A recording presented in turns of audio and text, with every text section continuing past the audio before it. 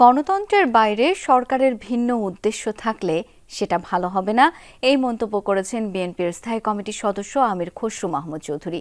বলেছেন, এমন কোনো আচরণ করা উচিত নয় যাতে সমর্থন নিয়ে সংকট দেখা দেয়।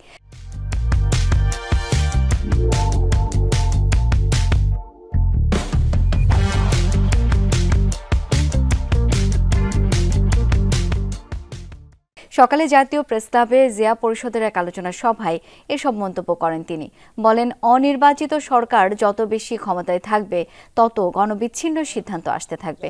জনগণের প্রতি সরকারের দায়বদ্ধতা ও জবাবদিহিতার অভাব থাকে।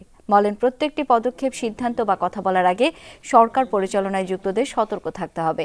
জাতীয় ঐক্য রক্ষায় নির্বাচনের বিকল্প নেই, এই মন্তব্য করে বিএনপির জাতীয় স্থায়ী কমিটির সদস্য সেলিমা রহমান বলেন, জনগণের সরকার ছাড়া কেউ অধিকার নিশ্চিত করতে পারবে না। জাতীয় প্রেস ক্লাবে আরেক আলোচনা সভায় কথা বলেন তিনি।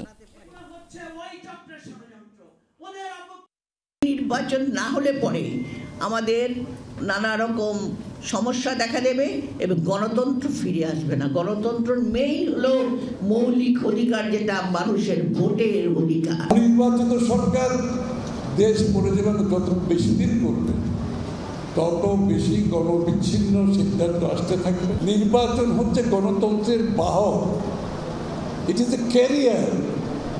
এটাকে বাদ দিয়ে কোনো গণতন্ত্র আসবে না, কোনো অধিকারও আসবে না, কোনো জবাবদিহিতা আসবে না, কোনো দায়বদ্ধতা আসবে না।